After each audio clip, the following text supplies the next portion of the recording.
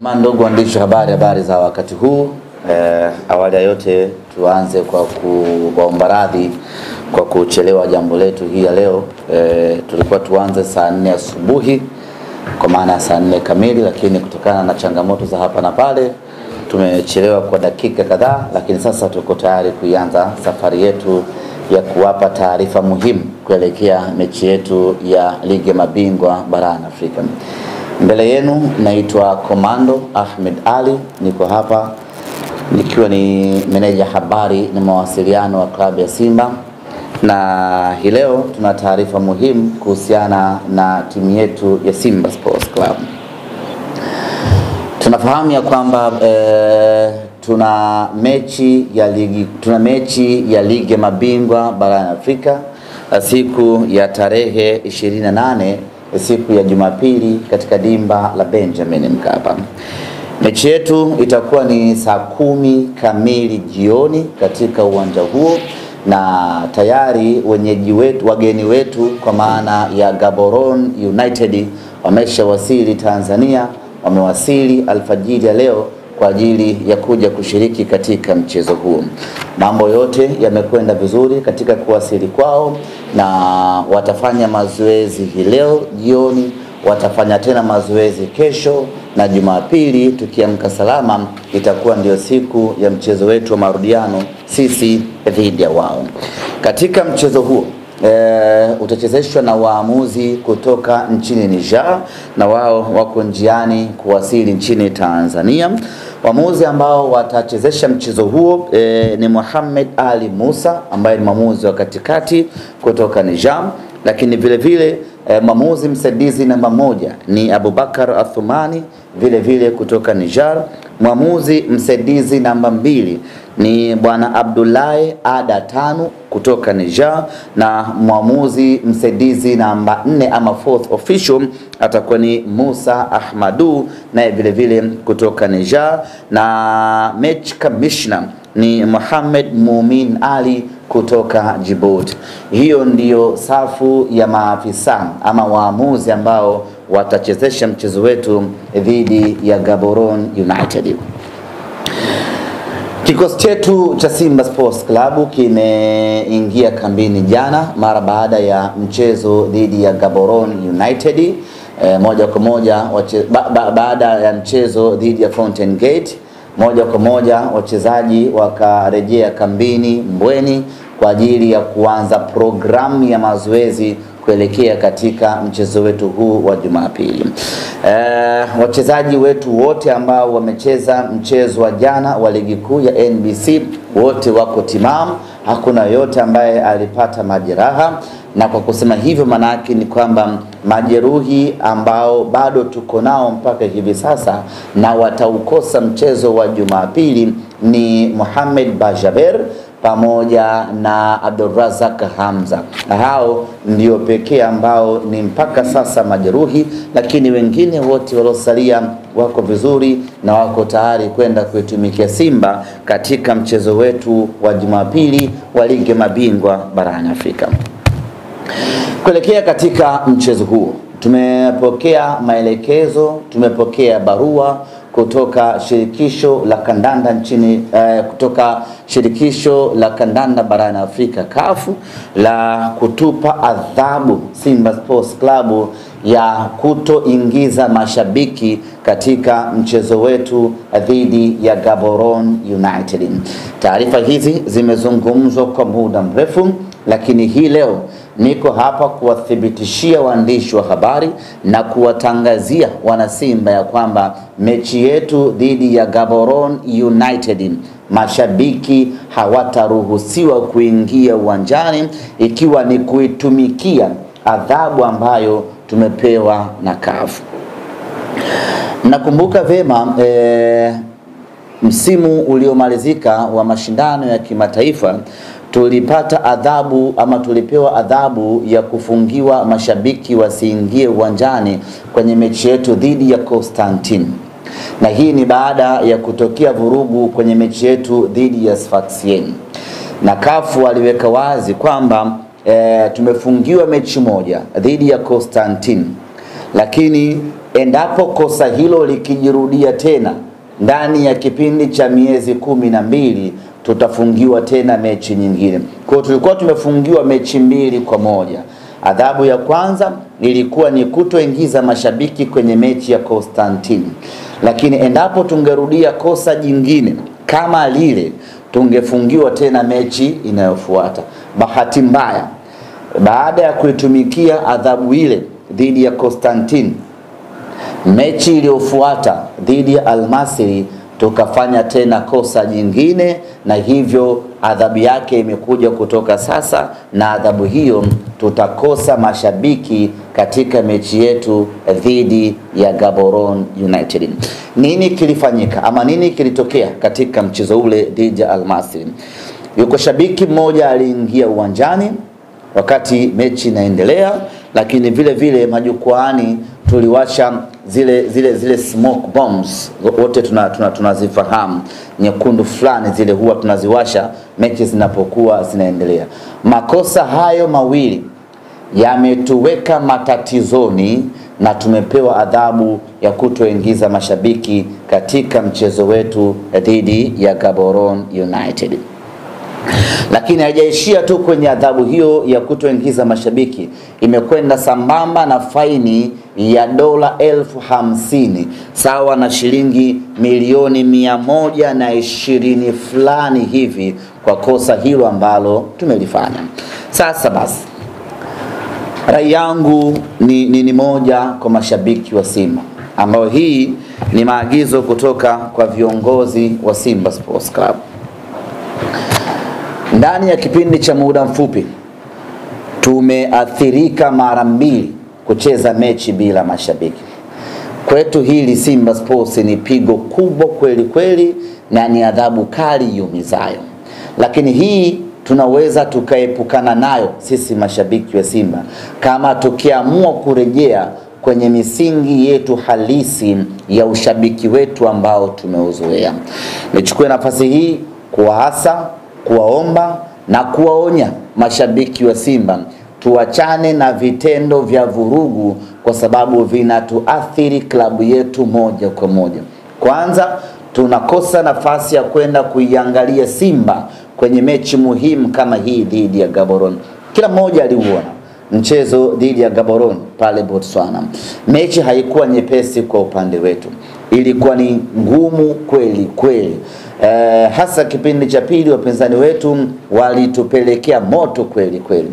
Sasa mechi ya marudiano, mechi ya nyumbani, unahitaji faida ya kuwa nyumbani na faida ya mashabiki wako, ili kuweza kuwa overcome mashabiki wako, kuwa overcome wapinzani wako. Unakwenda kucheza mechi hiyo muhimu bila ya mashabiki wako. Unaweza kuona ni pengo kiasi gani, lakini ina faida kubwa kweli kweli kwa mpinzani wetu ambaye tunakwenda kukutana naye. Kwa hiyo tayari tumejikaanga wana Simba na mafuta yetu wenyewe kwa vitendo vya dakika chache mno ambavyo tumevifanya kwenye mchezo dhidi ya Al-Masry. Kwa hiyo rai yangu wana Simba, kwanza hili lianze ulinzi wa wenyewe kwa wenyewe, kwa sababu wanaowasha zile fireworks tunakaa nao majukwani. Ukishamuona mtu ana dhamira ya kuwasha fireworks, mkataze hapo hapo na mpokonye. Ukishamuona mtu ana mpango wa kutaka kuruka kutoka jukwani na kuvamia uwanjani, tumzuie huyo mtu, na ikiwezekana tushirikiane kwa pamoja tumtoe uwanjani, kwa sababu vitendo hivi vinaiathiri klabu moja kwa moja. Imagine mechi kama hii tunakwenda kucheza bila mashabiki, tunampa advantage zaidi mpinzani wetu, ajione na yeye yuko nyumbani kwao, acheze bila pressure ya majukwani, tunajikaba wenyewe. Kwa hiyo rai yangu mashabiki wa Simba, mara nyingi huwa tunamshangilia mtu anayevamia pitch, huwa tunamuona shujaa, hasa pale anapokuwa anawakwepa walinzi anakimbia, tunamfurahia, tunamuona amefanya kitendo cha kishujaa. Kiuhalisia ni kwamba anafanya kitendo cha hovyo ambacho kinakuja kuiathiri klabu yetu, na mfano wake ni huu ambao tunauona hii leo. Kwa hiyo hawa watu ambao wanavamia uwanjani, wanavamia kwenye pitch, ni watu ambao sisi mashabiki wa Simba kwanza tunapaswa kuwadhibiti majukwaani, lakini vile vile walinzi wa uwanjani kwa maana ya stewards tunatakiwa kuongeza umakini. Haiwezekani mtu mpaka anatoka juu, anashuka, anaingia mpaka uwanjani bila kuonekana ama kuzuiliwa. Juzi mechi ya ngao, yani amekuja tu kuonekana shabiki ameshafika uwanjani, kamfuata Kibu, kamkumbatia, kaenda kwa Rushaini, kamkumbatia, alafu baadaye ndio stewards wanaingia na kuanza kumkimbiza. Ametoka wapi huyo mtu kuonekana mpaka anafika uwanjani? Tafsiri yake ni kwamba hatukufanya kazi yetu ipasavyo ya ulinzi, ya kuangalia wale watu majukwaani mpaka ameshuka na ameingia. Kwa hiyo hatuko hapo kulaumiana, lakini tuko hapa kukumbushana kila mtu atimize majukumu yake uwanjani ili kuiepusha klabu kuingia kwenye hasara ya namna hii. Hapa tunapata hasara tatu. Hasara ya kwanza ni kucheza mechi bila mashabiki. Hili ni pigo kubwa kweli kweli kwetu sisi. Hasara ya pili, tunakosa mapato ambayo tungeyapata kutokana na tiketi ambazo watu wangeingilia uwanjani. Na hasara ya tatu ni kwenda kulipa dola 50,000 kama faini kutokana na kosa hili ambalo tumelifanya. Kwa hiyo tuna kila sababu ya kuanzisha kampeni wanasimba ya kujidhibiti wenyewe kwa wenyewe. Mtu ambaye hawezi kuishikilia nafsi yake, tutaishikilia sisi kumdhibiti mtu wa namna hiyo, ili asiingie uwanjani ama asiwashi yale mamoshi ambayo baadaye yanakuja kutuathiri. Hiyo ilikuwa ni mechi dhidi ya Al-Masry kwenye hatua ya robo finali, na adhabu yake imetoka hivi sasa. Lakini vile vile tumepewa adhabu kutokana na mechi ya finali ya kombe la shirikisho Afrika dhidi ya RS Berkane, na yenyewe ilikuwa na matendo kama haya yalotokea kwenye mechi dhidi ya Al-Masry. Huku vile vile tuliwasha zile fireworks ambalo ni kosa, lakini kulikuwa kuna vitendo vingi vya vurugu za hapa na pale, ambapo kwa ujumla wake kwenye mechi ya finali tumetozwa faini ya shilingi ya dola 35,000.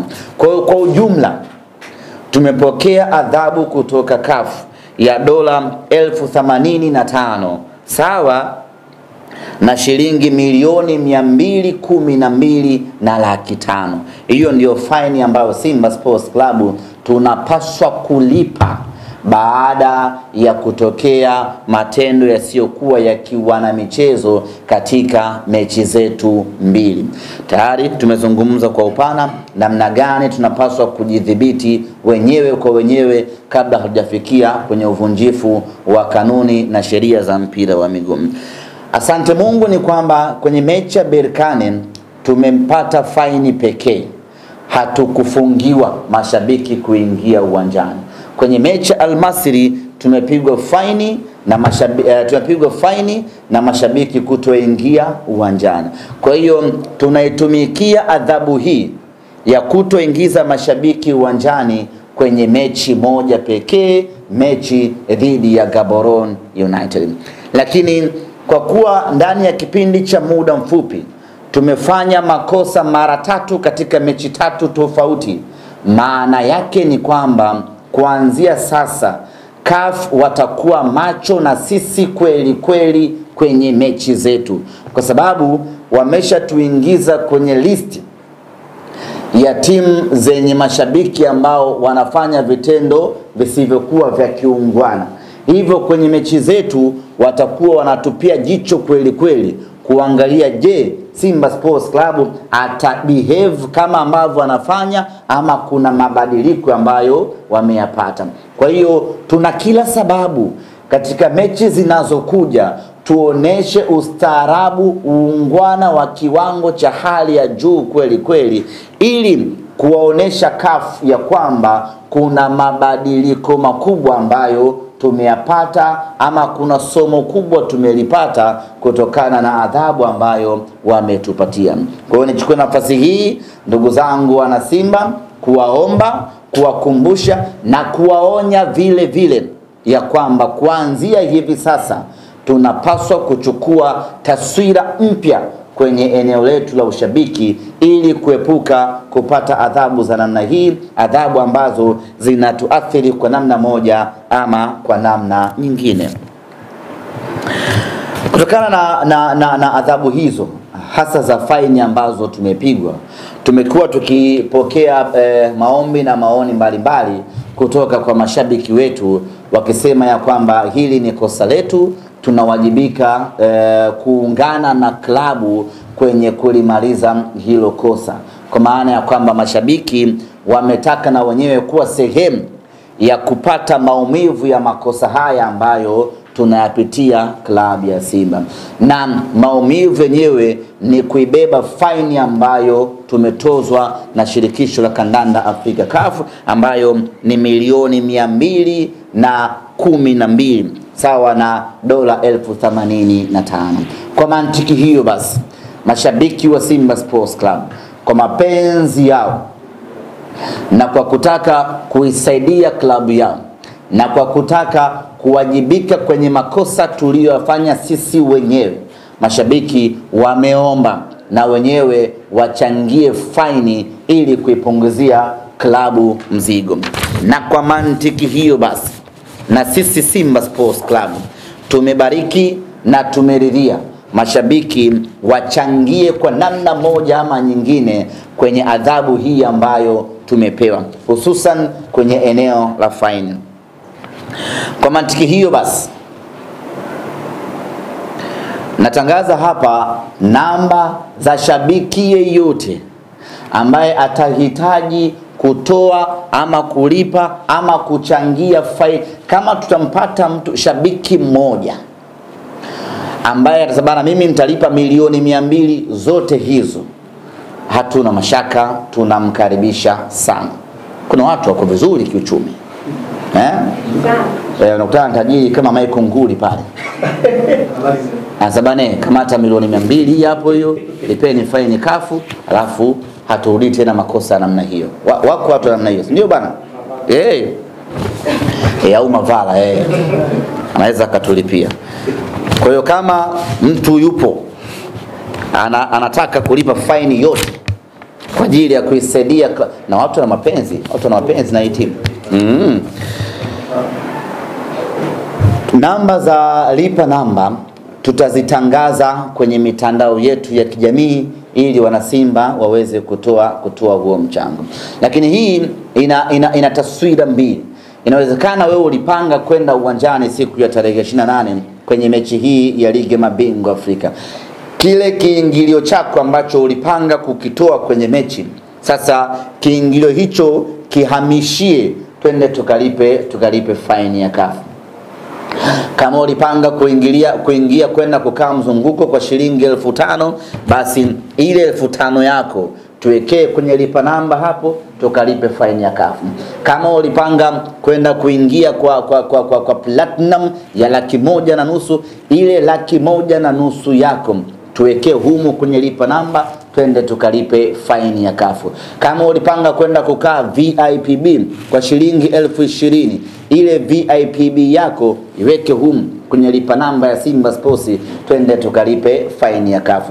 Tunataka kwa pamoja tushirikiane chini ya kampeni yetu mpya inayosema letu sote. Wote kwa pamoja, hili ni letu sote. Tumekosea pamoja na tunalazimika kwa pamoja tulibebe hili, twende tukalimalize.